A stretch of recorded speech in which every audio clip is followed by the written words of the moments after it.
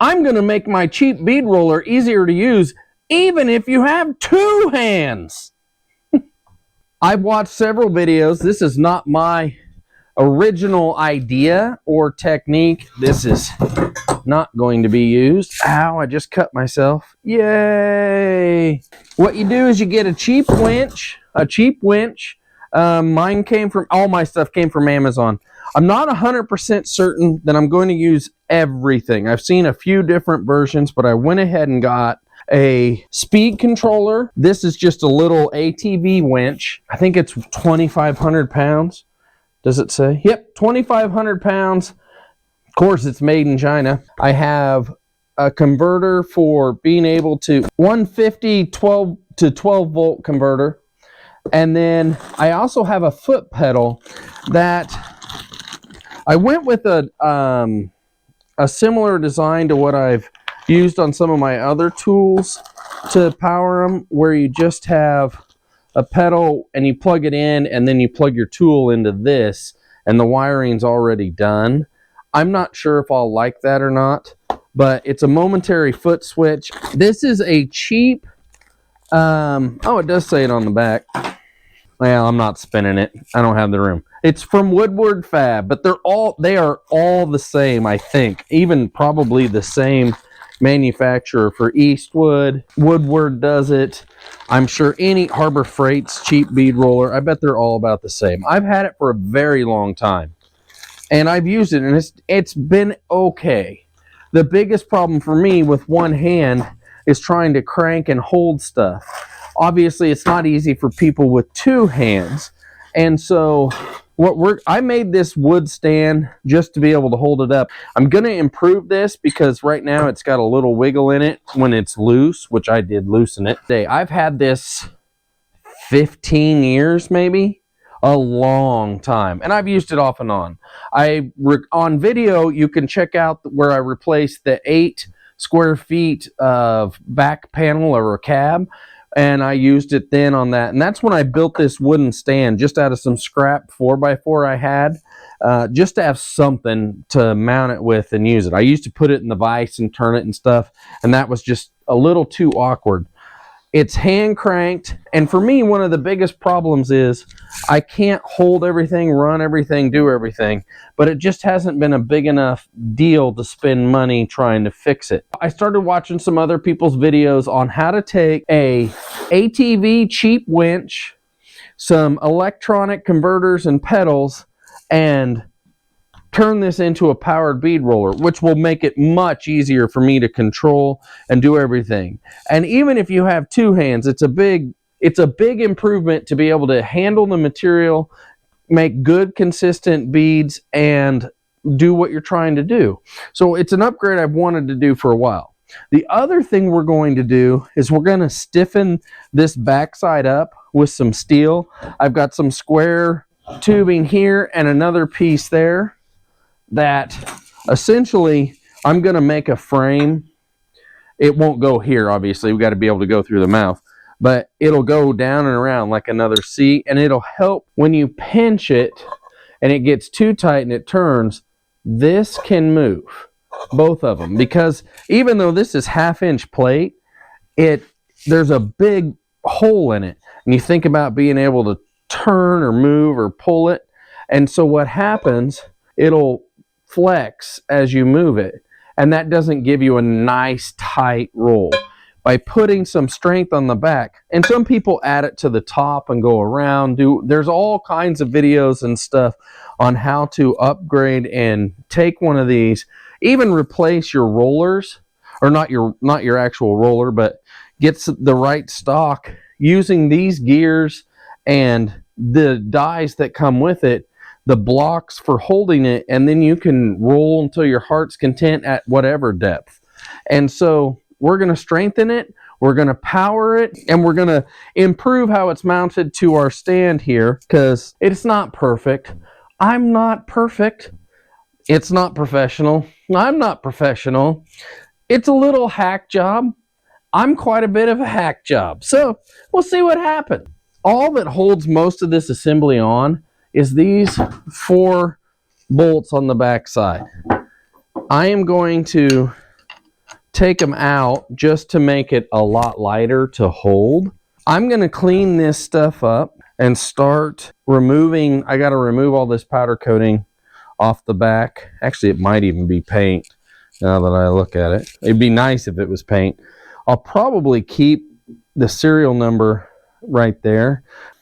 I'm going to clean it up with some brake clean because we may get adventurous and even paint it again after this. For the record, I have never cleaned this. I clean the rollers and stuff, but I've never taken it apart and cleaned it like this. I'm going to clean all this up, but if there's any impurities and stuff on it, then I'm going to try and at least wipe it off before I just slap it together and try and weld, because that's going to be some serious heat there. I don't want it to be contaminated at all, because otherwise it won't work right.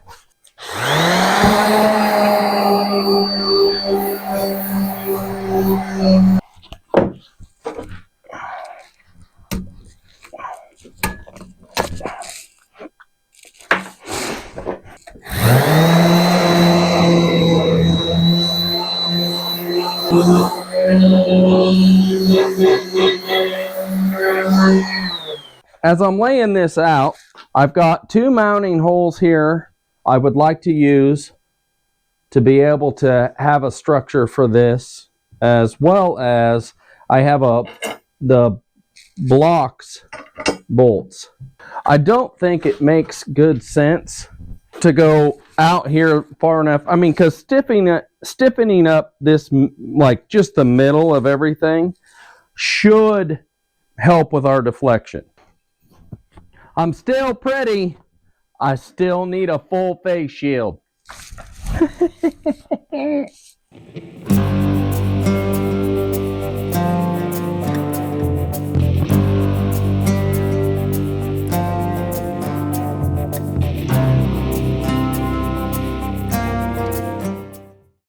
And just like that, it should not fit. See what we did here. That's awesome. Oh, I didn't account for the thickness of the material. He's a material. Oh, girl. All right. Try it again.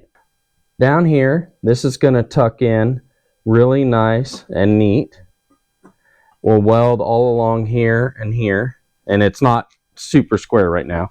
These come along here, and then we have our bracing that's going to be super strong.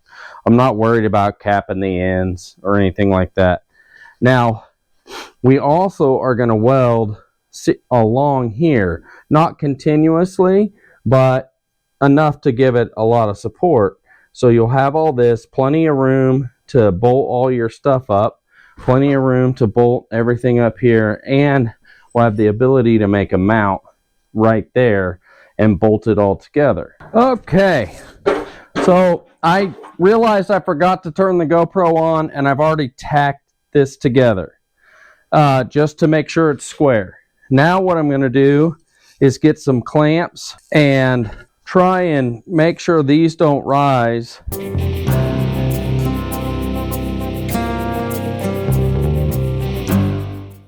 I didn't realize it last night, but the battery died on me when I was recording, so you missed me. I had some silver paint I just shot on it to cover it up. This morning I didn't film it, but I ran a tap through these and cleaned the threads so that we'd be able to use some hardware. Now today I'm wanting to make our bracket.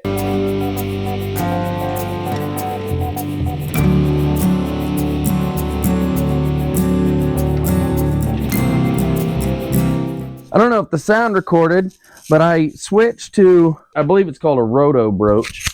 And so I'm going to re-say that, but I can't recut it because I already cut it. And these are fantastic little tools that allow you to drill a hole flat. If you need it to be completely flat at the bottom, make sure our, yep, that will work. Woohoo!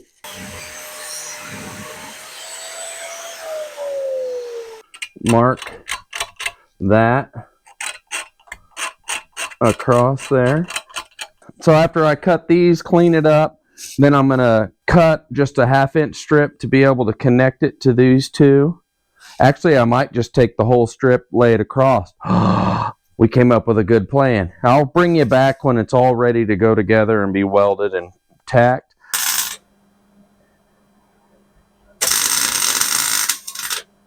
Welded it, then I ground it down smooth on top because I wanted to have it flush and level so that we could then set this. I'm eyeballing it where I want it. I'm gonna tack it, and then I'm gonna bolt it to it and see how it's looking fitting. I had some sound issues. I noticed my microphone and stuff wasn't working. I'm gonna recap this just in case. The bracket to hold it to our mount.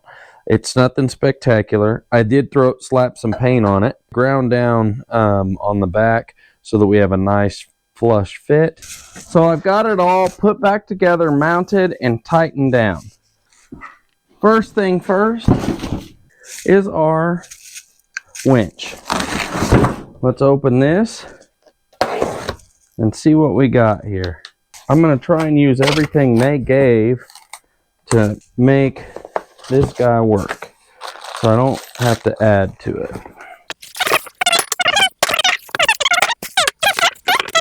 So, in the box, we got this little guy right here. And what I want to do, quite honestly, is take this apart, and then from there, we'll probably use this bracket to connect things. Since it's already mounted up, we might be able to use this bracket for something. We've got a lot of wiring here I'm going to use.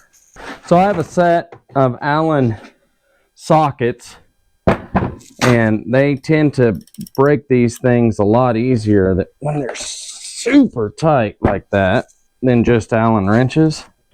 Holy guacamole, those were tight. Oh my gosh. Oh, there we go. Woo! Somebody put those on with authority. The whole drum and everything comes out with just that. So this is the part we actually need. We're going to try and steal some parts off this to make it all work. Freedom! Now I get to wind it all up. But we do want that, I think. I'm going to put that right there. Sorry, missed the hole. I'm just killing today with implied jokes that aren't funny. So, this bracket could easily help us mount everything. And this literally is just a gear. You have the winch gear inside. And this is a DC, obviously, motor. We're going to follow the directions to a T on how you're supposed to hook everything up. The black and red are our positive and negative from our power source, and then our yellow and blue actually go to the winch, and in here would be all the wiring and switch. There's 2 switches, so I'm sure there's power that comes in, it's interrupted, one makes it go one way, one makes it go the other, but we will get to that in a minute. Right now we need to couple things. I'm going to lay it like this so maybe you can see it. Looks like at the widest spot we're just under 1 inch. I would call it 15/16 maybe. I'm sorry I keep moving it. I don't hold things the greatestly smooth. But I need a way to couple these together. I was thinking I would be able to cut this, and some people have different of these, may have different shaft size, but I was thinking if I cut this, drill it, and put a set screw in it, and then you have this. And this is what one video I saw did. So I'm back from the hardware store, and I bought a piece of 1 inch by 6 inch just black plumbing pipe, and it was like $5-6. Actually, I think it was $6 or $7, but that slides over that really well. And I'm just going to cut that thread off and put a set screw in it. Then at the end of this drum, I'm going to cut this wheel off, and this piece of tubing I have, which will slide right in there, actually fits perfectly over the end. So I'm going to drill a hole through that, bolt it together, drill a hole through the plumbing pipe and this pipe bolted together, and then the set screw will hold it, so I have a real good connection all the way through. Now that we've got that figured out, I'm going to go ahead and cut everything up and see if we can make it work.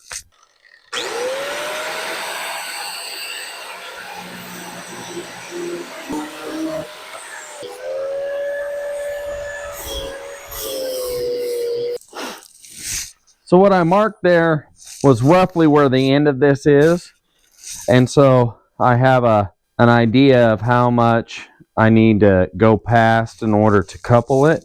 I don't want to make it any longer than I have to. I also want to make it long enough everything works well. Now to cut this off, I think I'm just going to cut through all of this.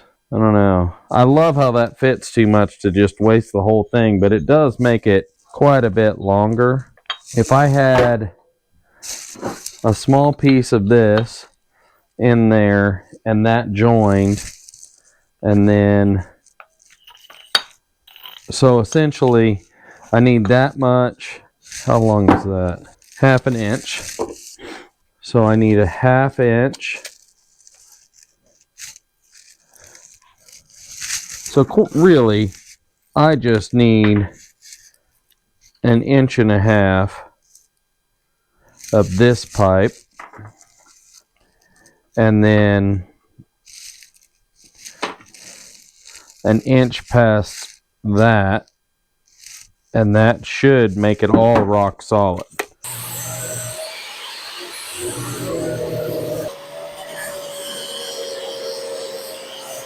Wherever I put it, this piece still a little warm. Whoop!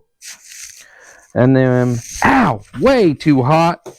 Is because you're a dumbass. I'm glad that wasn't on camera, because that was embarrassing. We've got this piece and this piece that will all couple. So now what I need to do is mark this roughly straight, like this.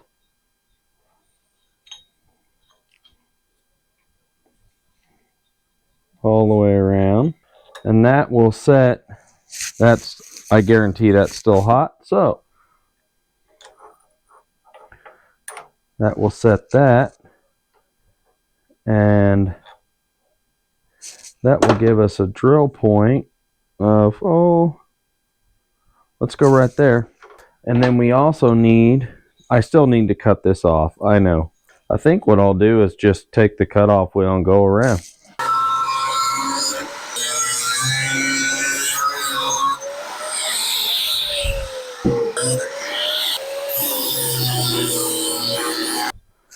That is definitely not steel. If you notice, the sparks were non-existent, which usually means I would bet that it's aluminum of some kind. Cast aluminum, I would bet. Take this and put it on there. We just need to drill through that. And I think what I want to do is try and get it as straight as I can.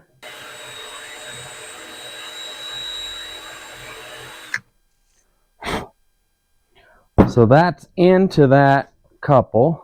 And then I have a set screw set right here. I can put you right here. I think I may need a little bit bigger hole. Maybe not. Are you working? I wish my arm would stay out of the way. It would help more than anything. Ah, ha, ha. Yeah, we're cooking. And nope. Did I put you away? Surely not. Of course I did. Nice. So that is now rock solid. So we're coupled all the way. There we go. That is fully coupled. That is not going anywhere. We need to do the same thing here. Now we still need to adjust some of our spacing and stuff since we took it apart, but that is going to work. So now the question is, how long is that bracket? The nice thing is, even if we have to fabricate our own bracket for this, we can do it without, we have a pattern here. Might be long enough, but I don't think it is. Nope. Womp womp. So we had this piece of tube with 2 set screws. I just drilled and tapped those. And then I had a connector where I also drilled and tapped a hole in it. And on the back side here, I have another hole drill and tap. And this went on, I drilled a hole into it. Hopefully you can see that, into this piece. And this set screw goes in there, locks that down. And then that piece goes in there, and that's our mechanics. But the problem I have is I really want to use, I don't want to have to make a whole bracket for mounting all this. And I have this bracket that came with the kit.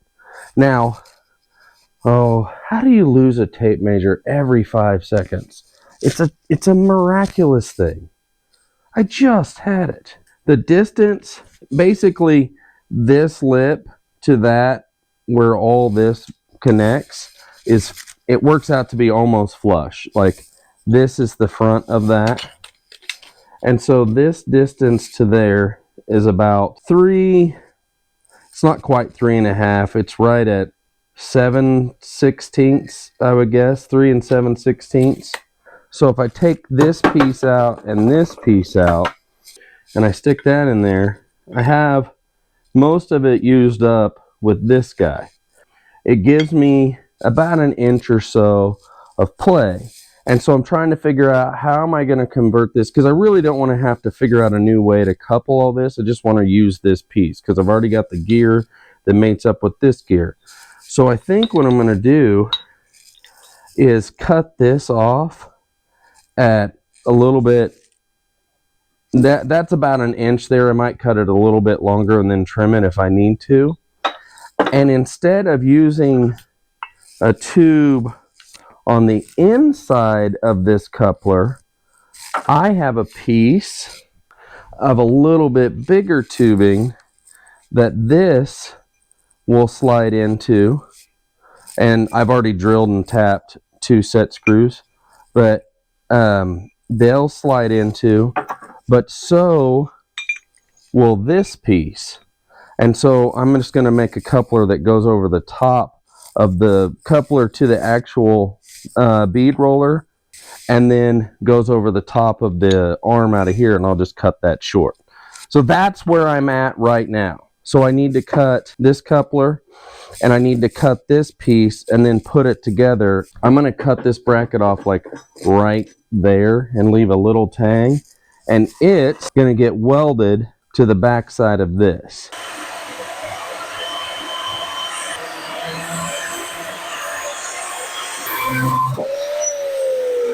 Right now we're fitting.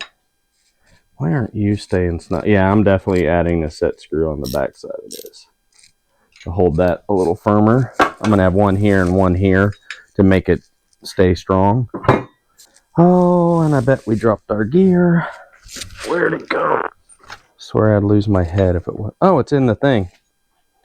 Of course it is. We are definitely gonna have to make that adjustment. It's right there. I'm going to have to put something to block it from going too far in. But for now,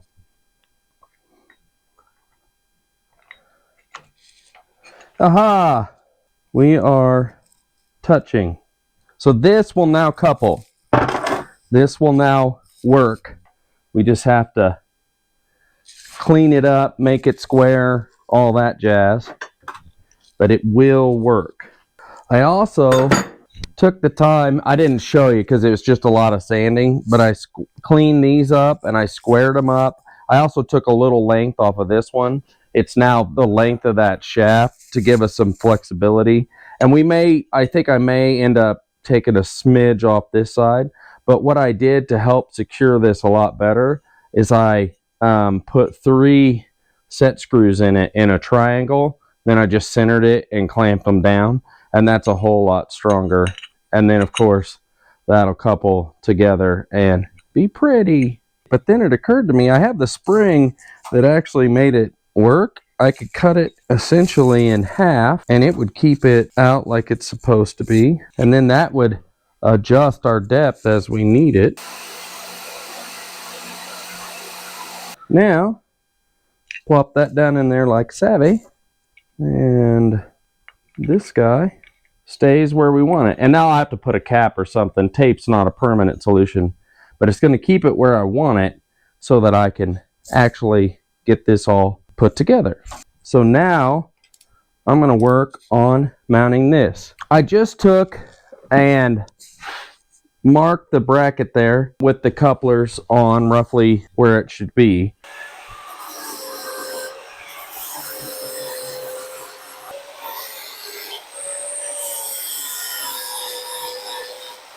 So before I actually tack this, I'm gonna set these down and get them where I like it, straight.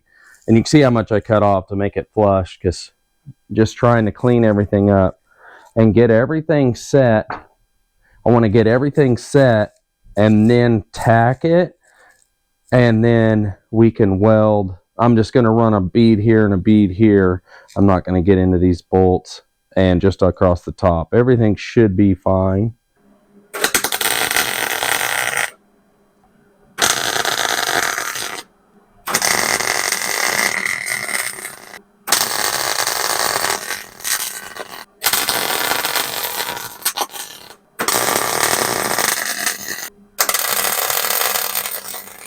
Here's the part I've been dreading, and I'm sure most of you would be dreading about this too. Electric. How are we going to wire this thing? Well, according to the manual for this winch, blue and yellow go to the winch, and red and black go to your battery power. So this is our, it's a power inverter. It's a power supply, switching power supply. Basically, it takes, there's a switch on the side. I've got mine set at 115. Of course, that's what we run. There's 230 on the top if you needed to do that. And then up here, you bring in your 115 and you take out your 12 volt DC power. That's all this does, is converts it for us. And I also have, it's a speed, so we can adjust our speed and switch our directions here instead of having to use this and hold the buttons. But I'm going to use all the wiring from this and combine it with this to make it all work. It's got a speed monitor. I don't know if we'll actually put that on there or not. I mean, we'll keep it there, but will we make it to where we can see it? Then, of course, I've got my pedal. Now, it came with a plug on it. I don't really care about that plug right now, because I went ahead and bought a new extension cord to wire to everything to be my long cord. You could use an old one. I mean, any of them would work, but basically I wanted to make sure I had plenty of length, so no matter where I ended up putting my bead roller, I could plug it in with a decent amount. So I just bought a new one. You would not need to do this if you already had it. I am not an electrician.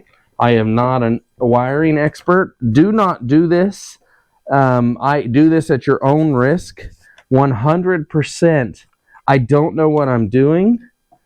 I am not a professional. No way in any form am I telling you how to do this. I'm simply showing you how I'm doing it, and you need to consult a professional before you just jump in and tackle this stuff, because this is entertainment. I'm showing you what I'm doing for fun.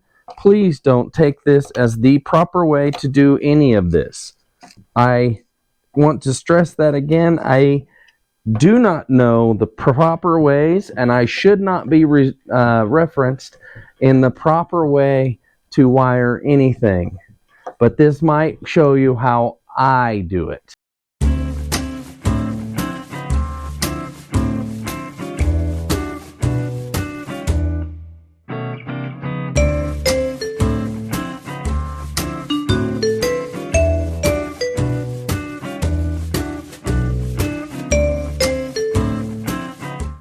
I put together this simple graphic to illustrate the parts that I used as well as how I wired it in a basic diagram outline. So first we use a power converter. The ATV winch is directly in the top right hand corner. The foot pedal switch is in the bottom right hand corner, and the motor speed controller switch. I also use 2 extension cords, which I put optional because if you had them you could just use what you had. I chose to buy new ones just to make it simple. The final wiring flow of electricity ended up going from the wall to an extension cord into the pedal, the new pedal I bought with its already built-in adapter for a 3-prong extension cord, to another extension cord which I plugged into the back of the pedal plug, and then I cut the other end of it and wired it to our power converter, and then from our power converter it flows into the motor speed controller, and once it's in the from the power converter, it's 12 volts to the speed controller and then 12 volts out to our winch motor. More specifically, I plugged an extension cord into the wall. I plugged the pedal, the male side of the pedal plug into the female side of the first extension cord. Then I plugged the male side of the second extension cord into the female side of the pedal plug. And then I cut the female end off the other extension cord and then wired that with the white wire is technically your live positive wire, but it's hard to show white with a white background. So I have red here, but then green is your earth, and then neutral is your black wire in the plug as far as I can tell. Then once it's converted to 12 volts, you have a red positive and a black negative, which goes to your motor speed controller switch, and that comes in and it's literally power side positive, power side negative, and then you have motor side negative that goes to the winch. Ours is blue, and yellow motor side positive goes to the winch, and that wires the entire thing. I tried to do it as simple as possible, and I hope this graphic helps explain it. I'm going to put 12 volts positive negative there, and then this will go out. So I'll use my blue wires from here to go to my motor and wire it just like it says on this guy. So your live wire, your neutral, which L for live wire, N for neutral, and then that's your ground. And then your 12 volt voltage will come out of here. And so this should be simply a matter of hooking up our red, and it looks like here's a positive and here's a negative, and so you could have 3 different connections.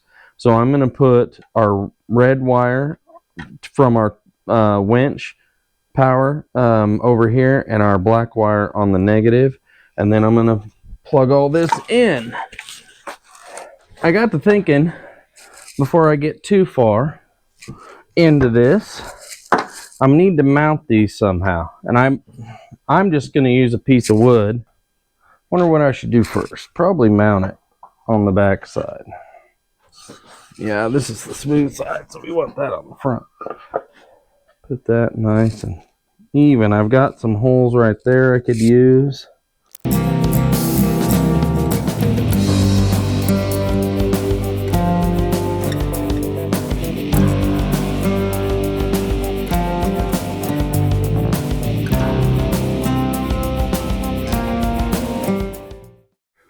I ordered a new pedal because we burnt the old one up. So while we wait for our new pedal to get here, let's go ahead and make a stand. I have this old rim. I've had it forever, and I've always kept it with the idea of making a base for one of my tools to have a stand on it. This is the tubing, leftover pieces from what the cage is inside of the 36. And so I think what we'll do is take a piece of angle iron. I think I'm not going to sacrifice the rim. Instead, what I'm going to do is cut a piece that is the distance across here, 7 inches across, of angle iron, drill 2 holes, bolt it down to the rim, and then that also gives me a good edge, ow, to be able to weld this bar in like this, perfectly straight up and down. We'll make sure it's right all the way around, and then you have a really good stand ready to go.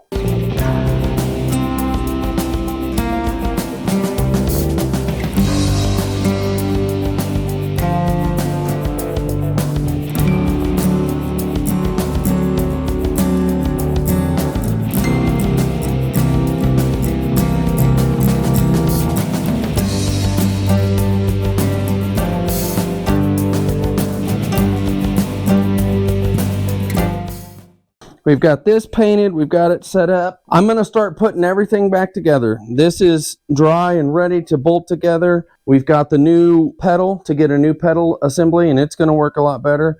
I've got the wiring put back the way it was originally. And so now it's just time to put it all back together.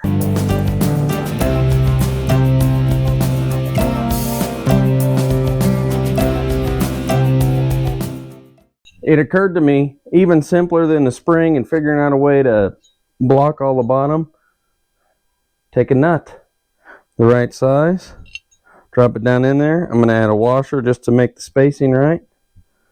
Put that in. Voila.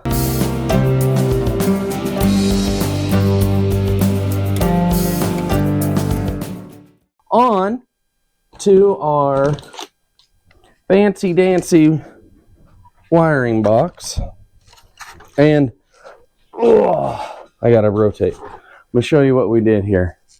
I just 3D printed, as I get it all dirty, a little riser. I took this piece of wood right here, if you care, was actually my granddad's, and he used to use it for one of his tools, and I've just kept it because I was thinking I could put it somewhere and be something to just mark him. And then I added another piece of plywood up here to give me a little bit of space. I may go ahead and enclose this with like it's got to get air, but I'd like to keep it clean. And my thought was, if I have this on it, anything falling down will help stay out of it. And we may end up putting some sort of screen or something on the outside, but for now. This is very short wire, and I haven't decided if I wanted to keep the speedometer or not. So I didn't put it on top yet. I changed the screws too. I used to go in there, but it'd be a lot easier to take it on and off if I need to service anything, if I use the two vertical, because they go around the coupler instead of having to undo all that and put it together. So we're going to bolt this up. I still have this on. One thing I will show you is that we are back to our original setup. I just explained it, but so this is just power, positive and negative power going here, and the plug is going to interrupt the power coming into this, or the pedal's going to interrupt the power coming into this via this cord rather than here. So this just runs, turns off, runs, turns off. And then this box, of course, is what runs our direction and our speed.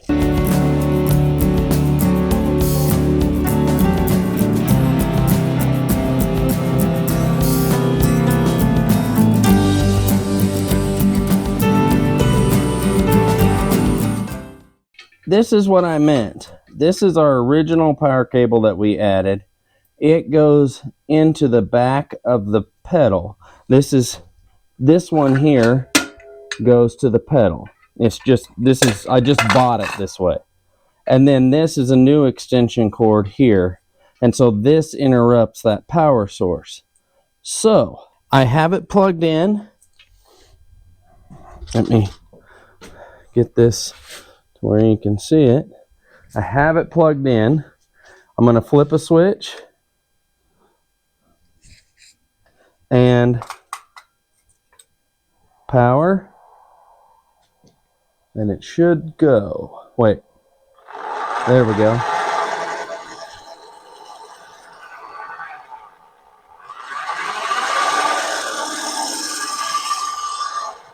Let go of the switch. There you go. Switch it back.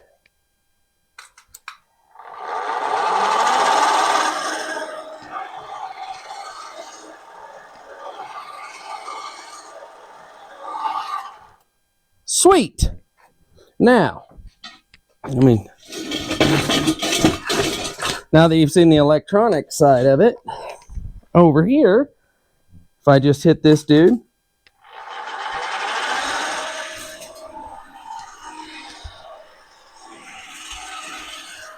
there you go. Look at that.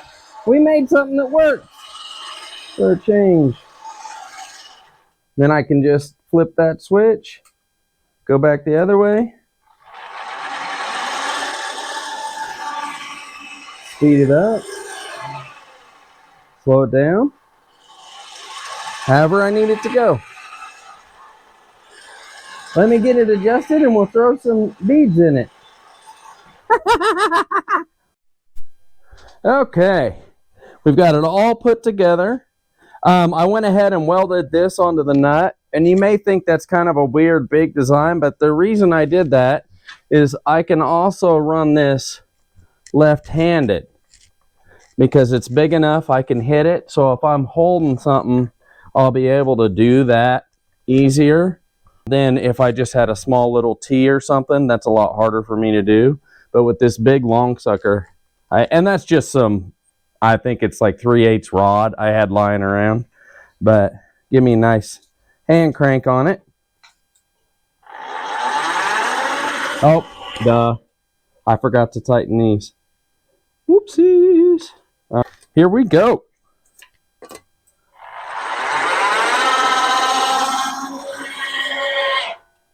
So that put a little dent in it. Let me just pull it all the way through. I need to tighten her down. So you can see it's already working. Let me put some tension on it. Probably should not be using rusty metal, but I'll clean everything up.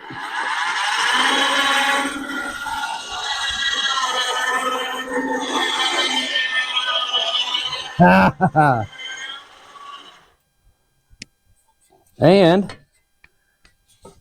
as I'm doing this,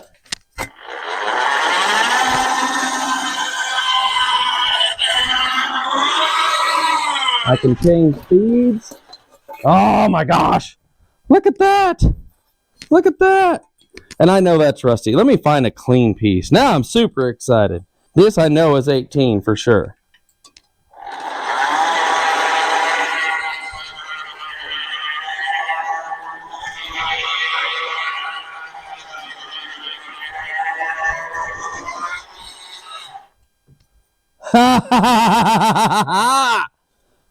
Look at that. Heck yeah. I'm very pumped about what we can do now. Oh, that's so much easier for me to do.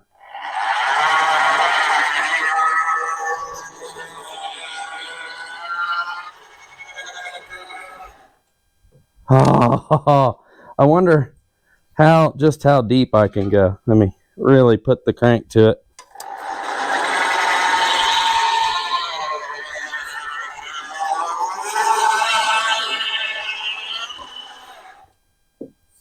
Look at that.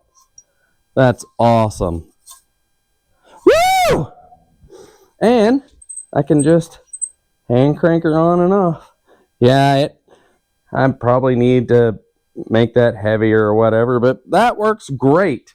And I can slide it back there, and it's such a smaller footprint than our old wood one was. Well, I'm going to wrap this one up. We did all this because I'm getting ready to do the floors and the firewall again. And I did one. You saw that in the last video where I did this all by hand, and I want to be able to do it nicer. And this is something I'd wanted to do forever, so I finally did it.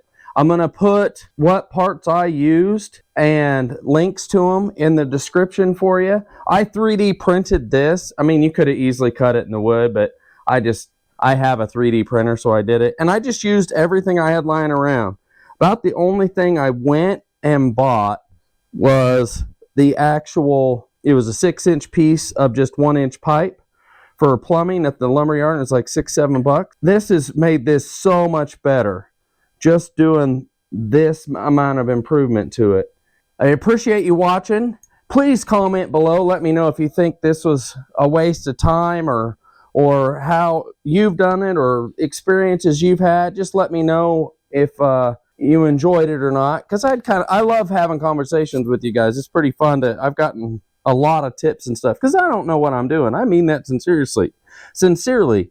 I'm just trying to figure all this out as we go. If you want, I've been posting pictures of this as we did progress and whatnot on Instagram, and it's UpwardPenny, all one word, over there.